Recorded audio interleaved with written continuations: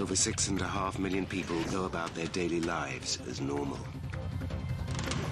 But no one is safe as a potentially lethal disease spreads through the human population of major cities around the world.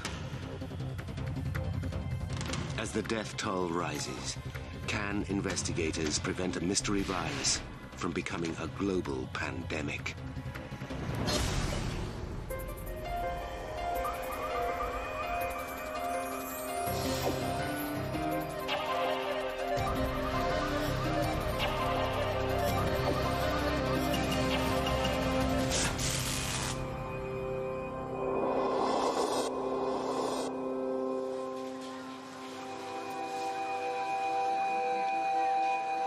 In February 2003, rumors surface about a mystery illness spreading through China's Guangdong province. Under pressure from health organizations, the Chinese government report the cause of the outbreak as atypical pneumonia. In Hong Kong, virologist Professor Malik Perez closely monitors the situation.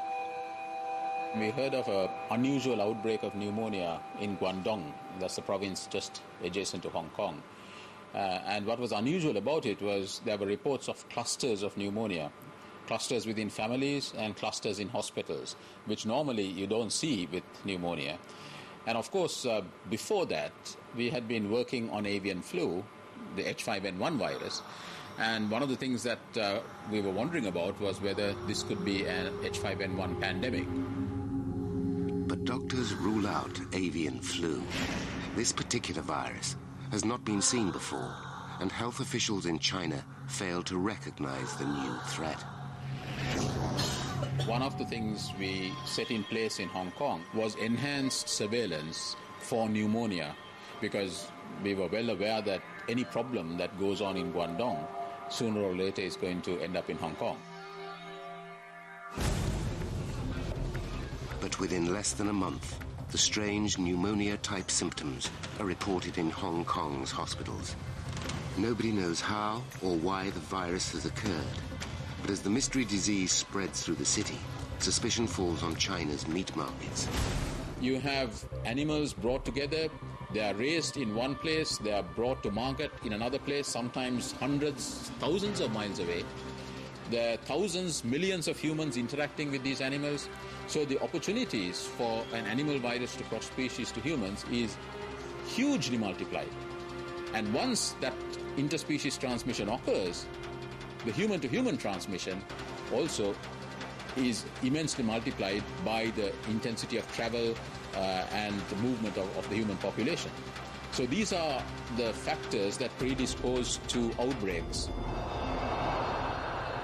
While Hong Kong attempts to contain this new illness, symptoms of the same disease surface in Vietnam and Singapore. And as the news of the outbreak reaches Canada, microbiologist Dr. Donald Lowe receives a startling email from a colleague working at Toronto's Scarborough Grace Hospital. I remember vividly this all in block capital letters saying, you know, we've got a problem here. We think this is this new disease.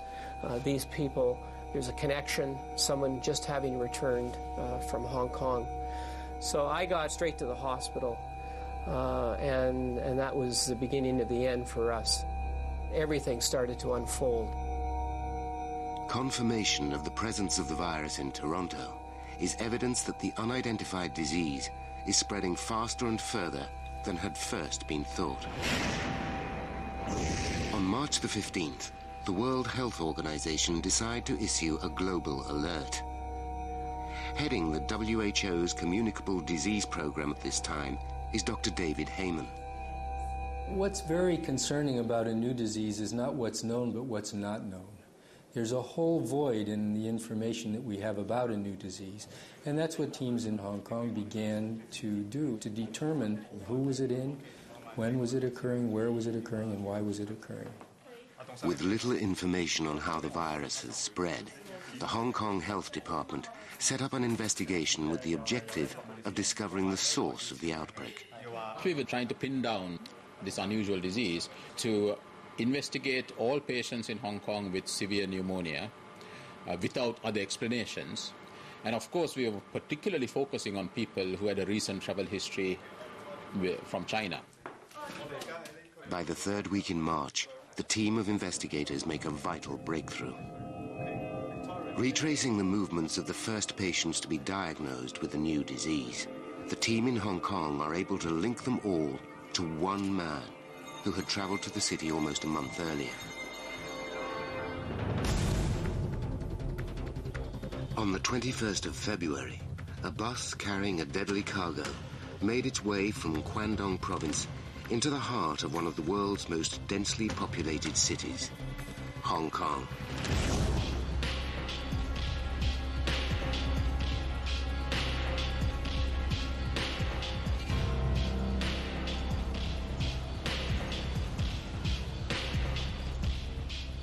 That same Friday afternoon, a 26-year-old Hong Kong resident is on his way to meet a friend who is staying on the 9th floor of the city's Metropole Hotel.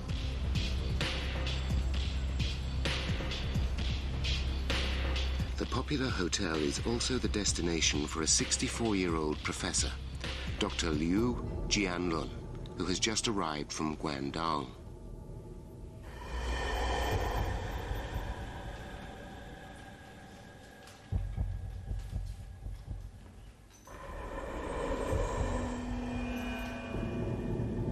By the time Dr. Liu makes his way to room 911 on the 9th floor, he is displaying all the symptoms of a disease that has been affecting patients at his hospital in Guangzhou. On February 21st, the professor that was caring for patients with this new disease in Guangzhou was coming down to Kowloon that weekend to go to a wedding.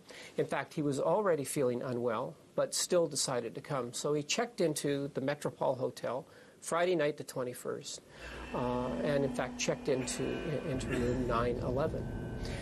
He was unwell and had vomited in the hallway. He cleaned up the mess that had been made. 2 months later, they were still able to isolate RNA virus from that carpet. Experts can only speculate as to how the virus spread that night. The hotel's ventilation system blowing over the carpet, making the virus airborne, is one suggestion.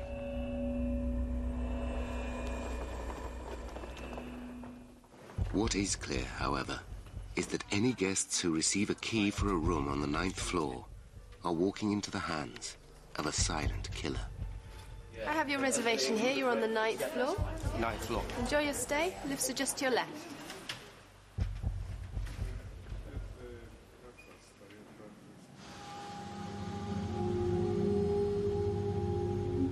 Inside room 911 of the Metropole Hotel, Dr. Liu's illness gets worse.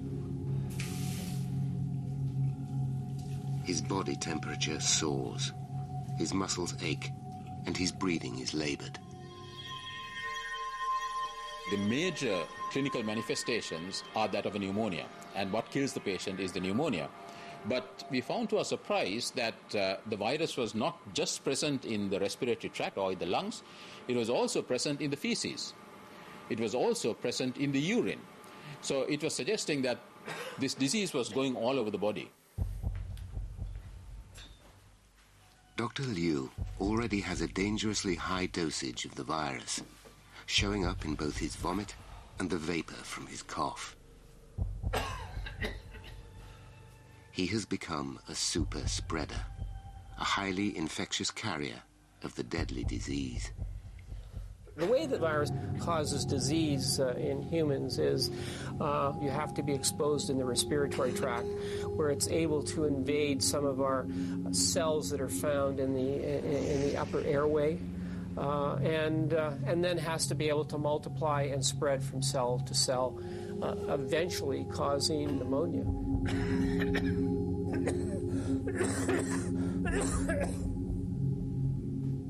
As Dr. Liu endures an uncomfortable night in his room, the virus has already left the hotel.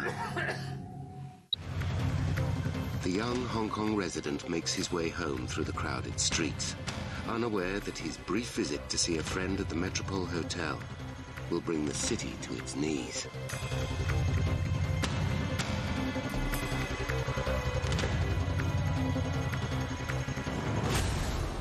On the same weekend, hotel guests on the 9th floor prepare to leave. Canadian resident Kwan Sui Chu packs her bags to fly back to her home in Toronto. Chinese-American Johnny Chen continues his business trip around Southeast Asia, while Dr. Liu has decided to curtail his wedding plans to seek medical attention at a local hospital.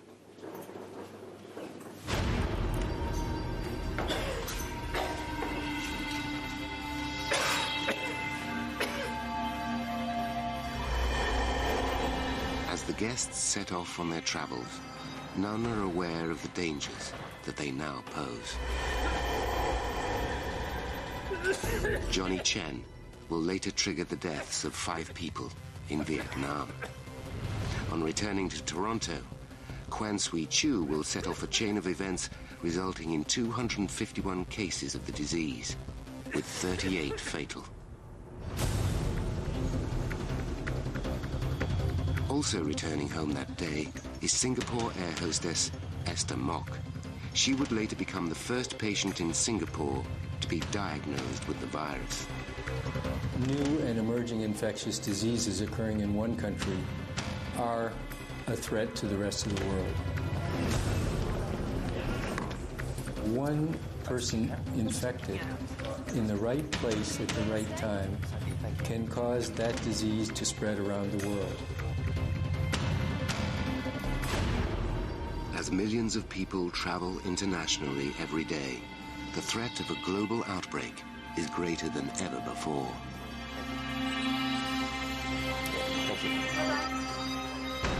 From Hong Kong, a number of unsuspecting individuals related only by circumstance threaten to cause a major human and economic disaster.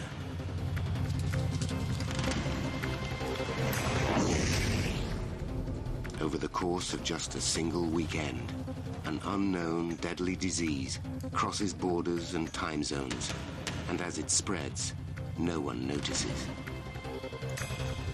Could this be the beginning of the first global pandemic of the 21st century?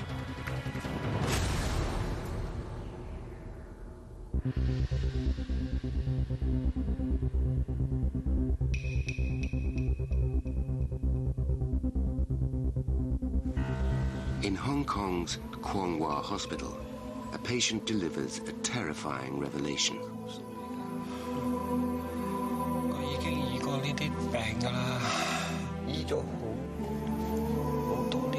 Before admitting himself into hospital, Dr. Liu Jianlun had spent the last months treating a mystery illness in the province of Guangdong. He now realizes that he too has become the victim of the same disease. But his confession to doctors has come too late.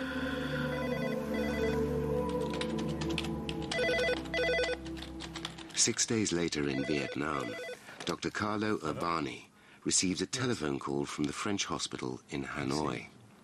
Okay. Yes, I'll be over in a few hours. Yes. Bye.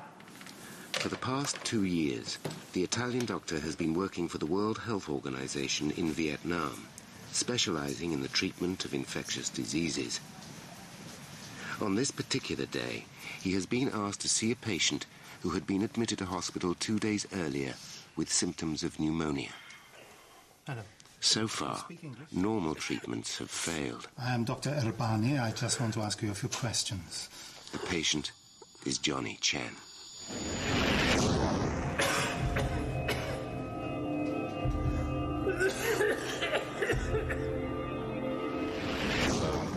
After arriving in Vietnam on business, Chen had developed a strong fever. By the time Dr. Urbani arrives at the Hanoi hospital, he is already struggling for breath.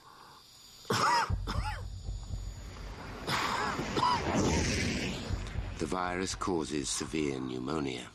His lungs fill up with fluid, and mucus. They work far below their normal level. Chen's body craves more oxygen, but he fails to supply it. Pneumonia is uncommon in healthy adults, and it's usually the elderly and young children who are at highest risk. Dr. Abani's wife, Juliana, who accompanied him to Vietnam, remembers her husband's concerns. E quindi lui da lì, quando appena Carlo è andato, a me mi ha detto quando è ritornato a casa, dice. He told me when he got back home that he thought the situation was very serious. He said it wasn't just about a patient with fever. It wasn't just flu, but something much more serious. Ma di qualcosa di più grave. Okay. Dr. Abani had grown up in La Marche region of Italy, in a small town called Castelpiano, where his wife now lives with their 3 children. Carlo era un uomo che non si tirava mai indietro, lui era sempre molto disponibile, soprattutto quando si trattava di. Carlo was a man who never watched from the sidelines. He was always there for everyone, especially if it was for people who weren't well or were in any type of difficulty. He was a fantastic doctor, knew how to intervene and treat infectious diseases. Come intervenire in quella determinata malattia.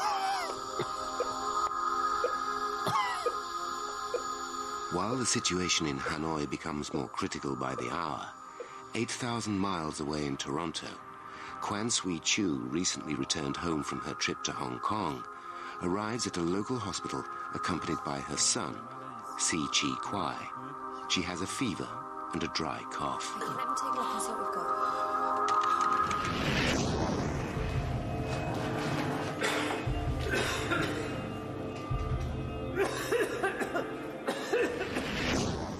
A local doctor examines her. Unaware of any new emerging diseases, he has little reason to be alarmed by these symptoms. Oh, no problem there. Listen to your chest.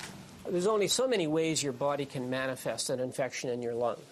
One of the ways is fever, having muscle aches and pains, then developing a cough, and then subsequently developing a bit of shortness of breath. And that describes many illnesses. So there was nothing that really stood out to say this was just another case of pneumonia, another case of either viral or bacterial pneumonia.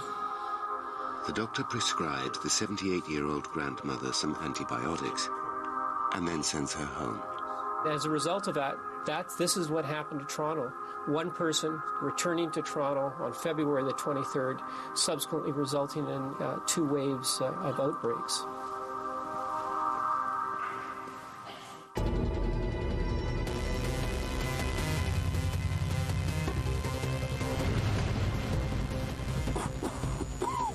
In Vietnam, Dr. Abani orders staff to undertake measures to prevent the spread of infection. Without knowing the cause of Johnny Chen's illness, he doesn't want to take any risks.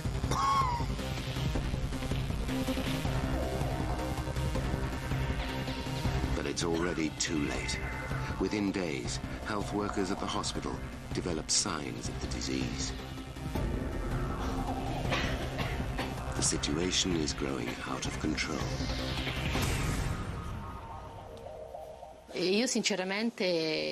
When all this was happening, I said to Carlo, look, we have 3 children and this is a very serious situation to be in.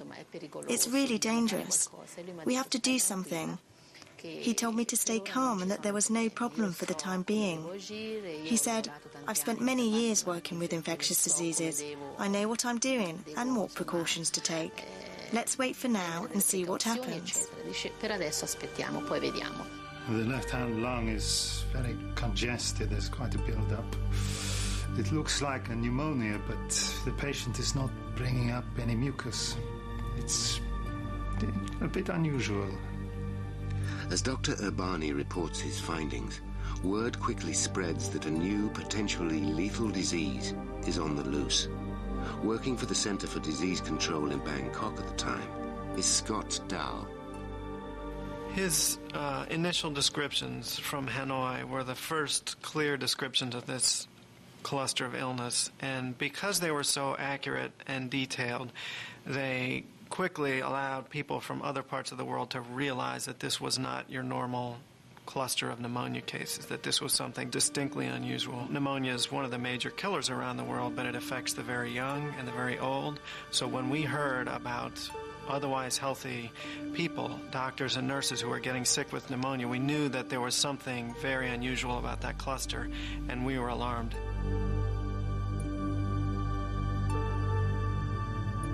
As Dr. Abani works day and night to contain the outbreak, in Canada, the disease silently sweeps through the city.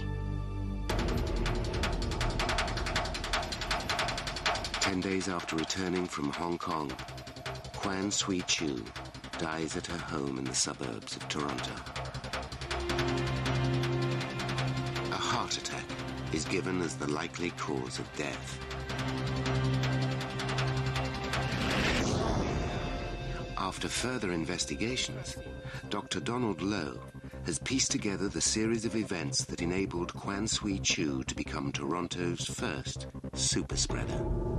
Her son, who was living with her, started to develop symptoms of a respiratory tract infection, and his family convinces him that he should go to the emergency department the night of March the 7th. So he goes to Scarborough Grace Emergency Department, where he's admitted. They realize he's quite sick and he needs to come into hospital. And here's the emergency department at Scarborough Grace Hospital. He comes in up here, he's assessed, they realize he's got a bad pneumonia, no bed for him, so let's just put him over in observation. And that's where he stayed that night for about 14 hours.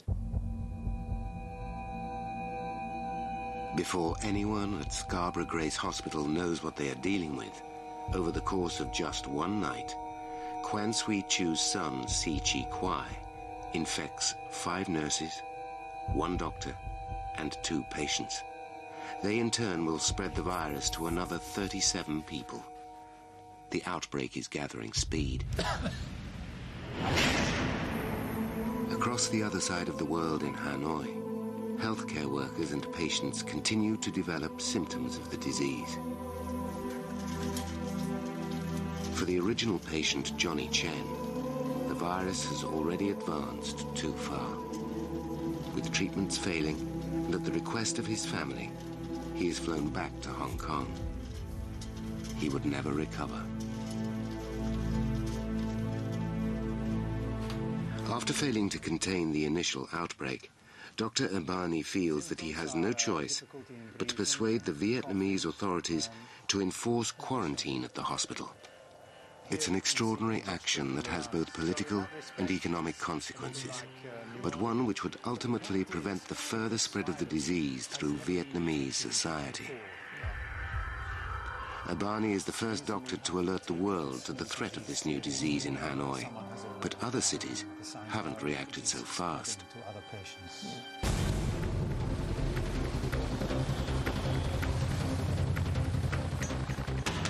In Hong Kong, 2 weeks after Dr. Liu's stay at the Metropole Hotel, the effects of the virus are beginning to get noticed. At the city's Prince of Wales Hospital, an outbreak of a pneumonia-type illness affects staff and patients in Ward 8A. 6 days earlier, a 26-year-old local resident had been admitted into the ward with respiratory failure.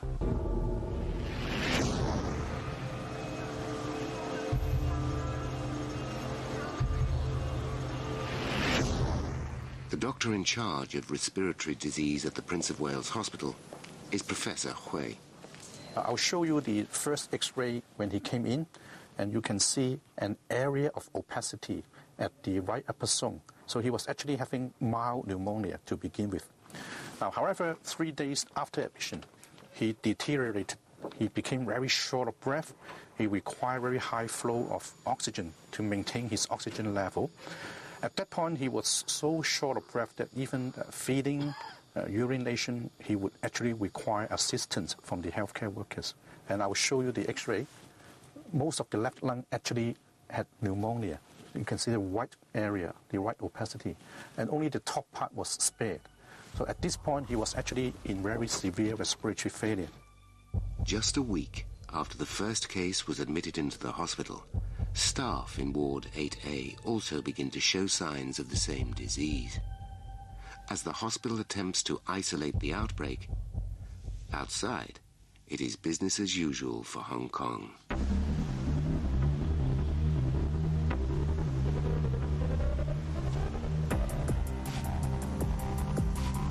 No one knows how far the virus has spread, and as residents go about their daily lives as normal, few are aware that their biggest threat has become each other. By the 11th of March, 18 days after the outbreak at the Metropole Hotel, the disease is once again on the move. This time, with one of the very men who had done so much to combat the virus. On a flight to a conference in Thailand, Dr. Carlo Urbani had developed a fever. By the time he arrives at Bangkok Airport, he's already aware that he is showing symptoms of the disease. He immediately rings his colleague Scott Dow, who is waiting for him at the airport. I think it would be good as a precaution if I was isolated.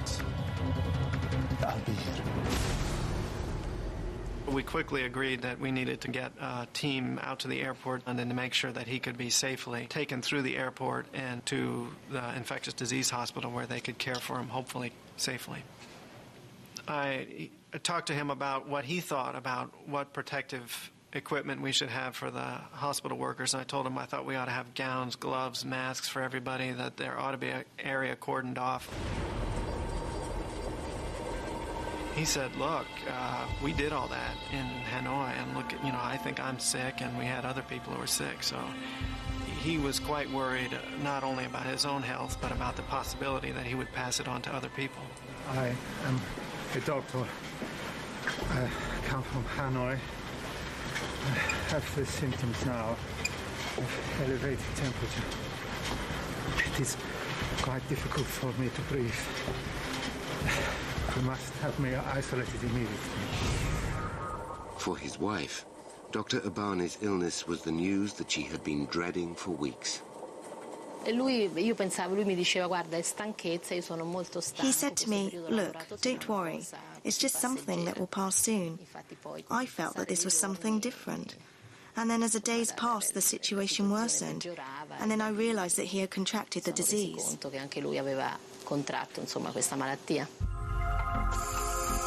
As Dr. Urbani becomes the latest casualty of the disease, and with no known cure, on the 17th of March, the WHO calls upon 11 leading laboratories in 9 countries to join a network with the purpose of finding the cause of the illness. With an unprecedented number of international laboratories sharing data and coordinating their findings, the race is on to identify the virus at the center of the outbreak.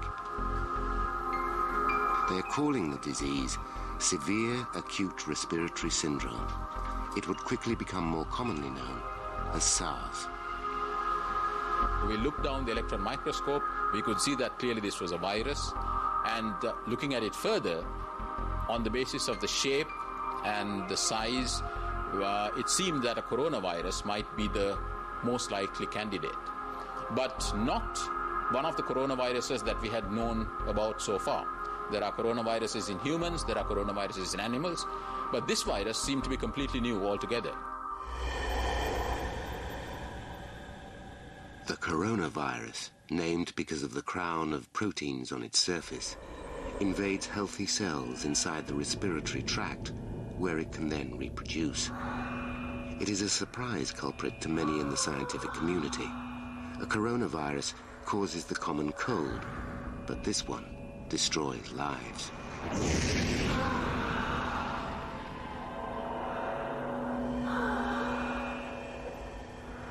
Dr. Urbani's immune system is now so weak and his lungs so ravaged by pneumonia that a ventilator is all that is keeping him alive.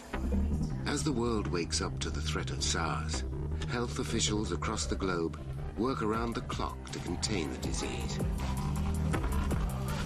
But for the last month, SARS has largely spread unnoticed, and the list of people that have potentially been exposed rises daily.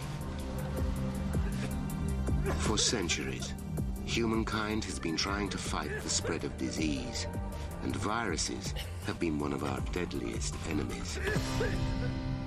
Viruses basically are some of the simplest forms of life. In fact, you could even argue that they are hardly living. They are on the margins of life. They contain packets of genetic information, but they don't have the machinery to translate that genetic information into action. They need to infect a cell and get the cell to do the work for them. All viruses are trying to do, just like all other forms of life, is to perpetuate their species. Viruses will move wherever they see opportunities. It is just the force of evolution, the blind force of evolution, if you like, which drives them to exploit whatever niches that are opened out. And unfortunately, in today's world, we are opening out huge niches for viruses and other bacteria to exploit in terms of our animal husbandry, in terms of our interaction with animals, in terms of movement of humans. So the global village that we are living in gives these microbes also global opportunities.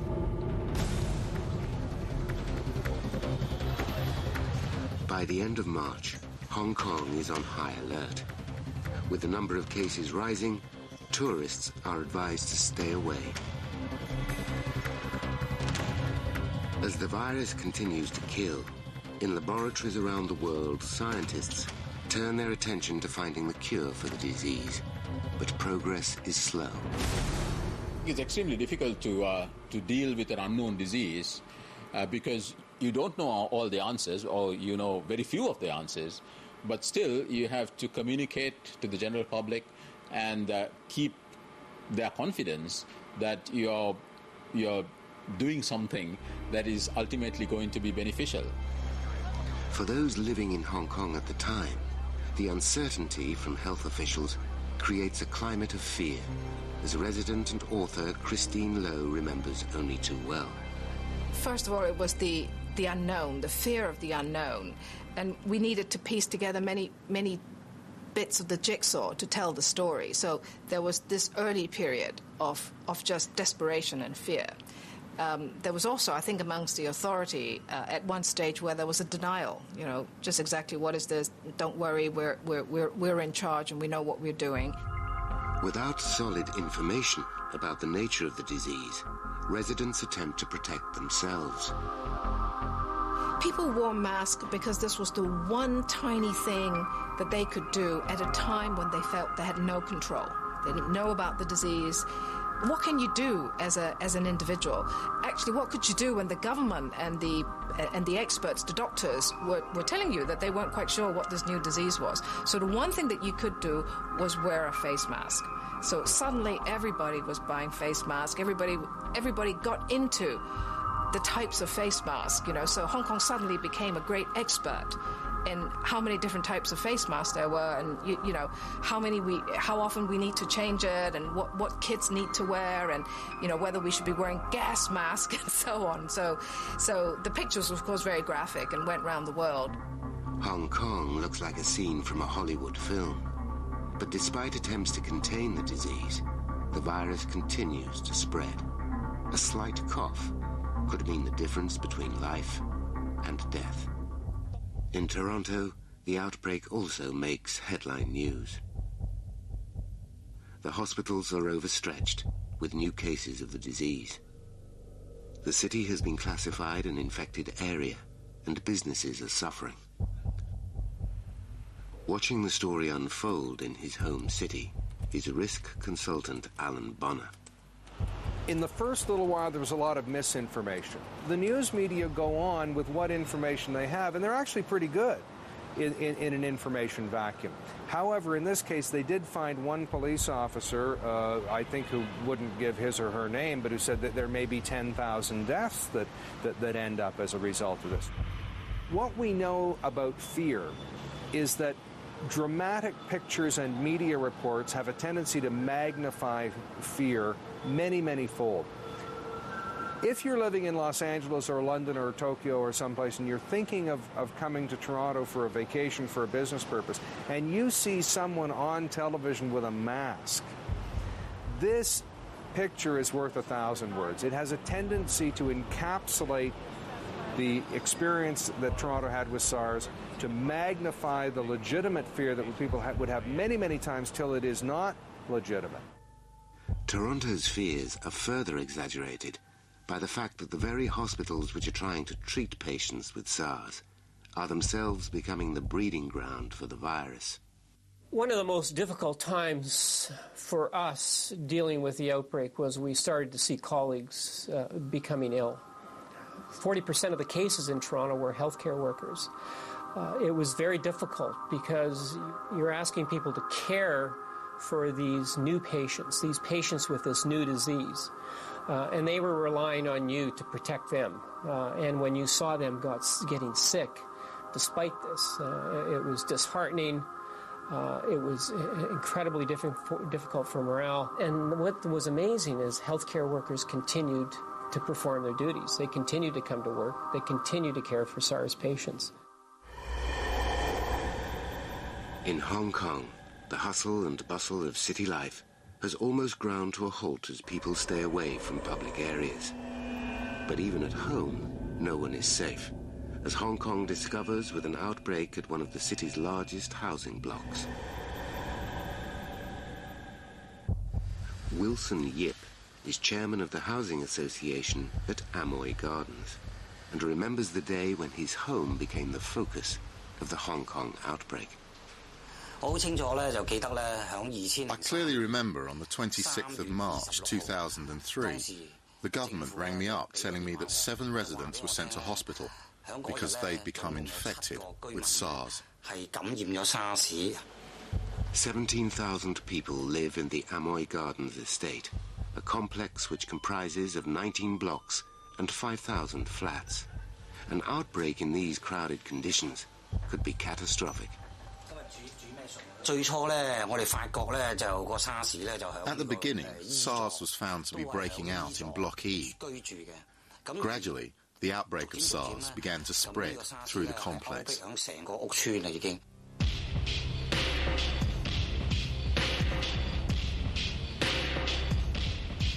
The disease had arrived at Amoy Gardens a week earlier, when a 33-year-old man came to stay with his brother in Tower Block E.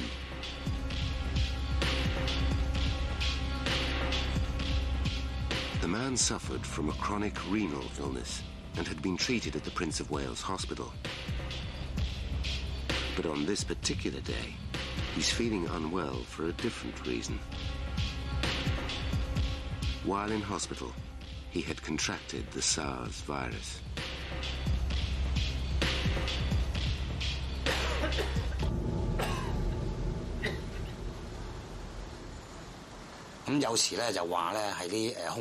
Some people said it was spread through the air. Some people said it was through water from the taps. Some people said it was through saliva when people talked. There were various rumours. But it's the extent and size of the outbreak that puzzles officials most.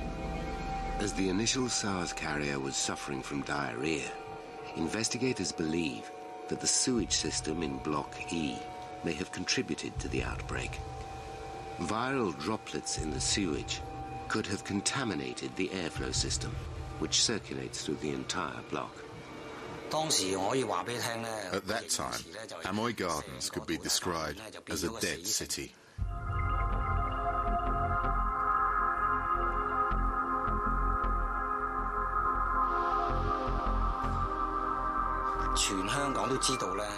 It was known throughout Hong Kong that Amoy Gardens was the most serious disaster area.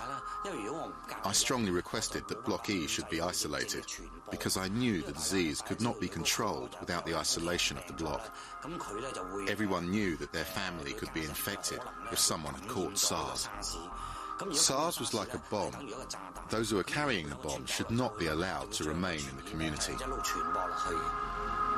The final week of March 2003 proves to be the darkest of the entire outbreak.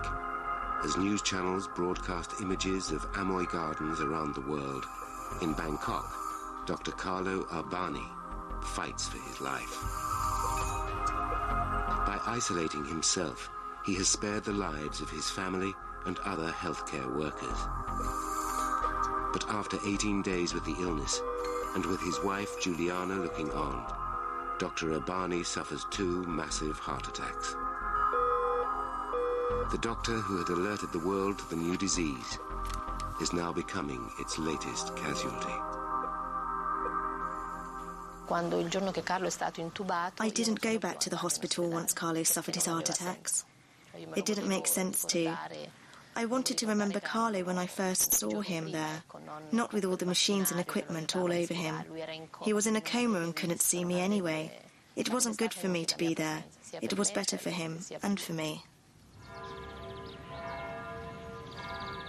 On the 29th of March, Dr. Carlo Urbani dies. Juliana and her 3 children return to Italy.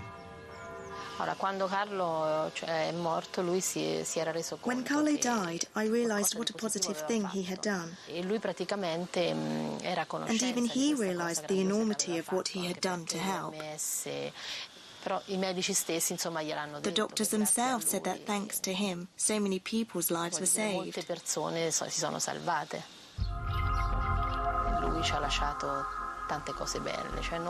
He has left so many amazing things behind. We have all our memories together, but for me, I still have the feeling that he's here beside me and helping me on this new journey.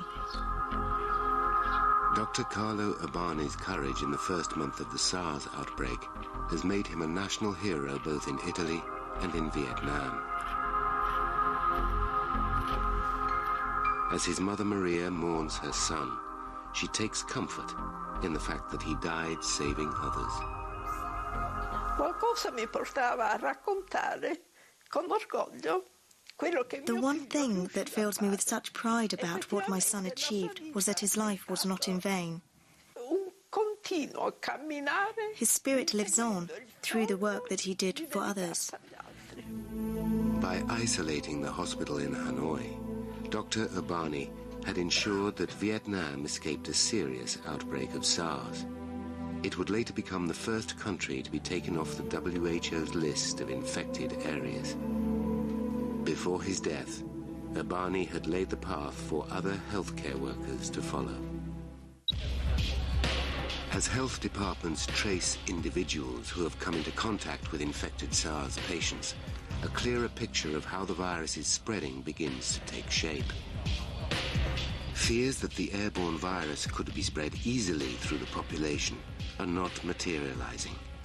Experts realize that the virus is not as infectious as first thought. This factor alone offers a vital lifeline. Fortunately, when we look back at SARS, we realize that we got lucky. We were able to contain it because it wasn't that infectious. Where it was infectious was in the hospital setting, where you had very sick patients with SARS, high numbers of SARS virus in their respiratory tract, and as a result, transmission occurring to unsuspected healthcare workers, family members, people that come in contact with them. Further investigations were showing scientists that most patients only had a dangerously high dosage of the virus 10 days after they had first become infected. Now, this was unusual, but it was very fortunate, because this was what allowed us to stop the transmission of SARS. If you can identify patients early, get them into hospital soon, you can interrupt transmission in the community. Had the virus been more contagious, then we might still be counting the deaths from SARS. It's the world's good fortune that old-fashioned quarantine measures resulted in the steep decline of new cases in May and June of 2003. No cure for SARS was found, yet 90% of infected patients recovered when treated with existing antiviral and antibiotic medicines. As health officials breathed a sigh of relief, for those like Bill Liu who suffered from SARS, the outbreak has left a lasting impression. After getting this disease, I realized that diseases or death are hard to predict. In most cases, they're out of my control. I have little control over my life, even when it's in danger of being destroyed. I realized that I should live a happy life no matter what happens, and should cherish and enjoy what I have at the moment. In just a 7-month period from November 2002, over 8,000 people in 32 countries were infected with the SARS virus. Almost 800 of those died from the disease. But by July 2003, at the end of that 7 months, health departments had managed to halt the transmission of SARS, and with no new reported cases, the outbreak had finally been contained. The animal-to-human transfer of a microscopic coronavirus had caused death on a global scale. Today, the only traces of the virus are locked away in laboratories. But for the cities at the center of the outbreak, the cost of SARS has been immense. These days, someone sneezes in Hong Kong, and all of a sudden, people who work in the restaurant business are getting pink slips in Toronto. Or maybe conventions are canceled in Toronto. Somebody has an ailment in Africa, gets on a plane, it can be in New York very, very quickly. One of the prices we pay for the modern age with modern transportation is that there's no safe place, there's no place to hide, there's no free lunch. The risk of significant pandemic occurring with consequence of worldwide dissemination and an infection of a large percentage of the population is real. With a pandemic influenza, if it should occur, projections are that it'll be worldwide, it'll occur within a period of 6 months or less, that it'll affect 20 to 30% of the world population, and that it'll have a significant death rate associated with it. SARS was not the major global pandemic that many feared, but the lessons from the events of 2003 are still being learned. And as modern society wakes up to the threat posed by these new diseases, health organizations around the globe are bracing themselves for the next, and perhaps far more deadly, outbreak.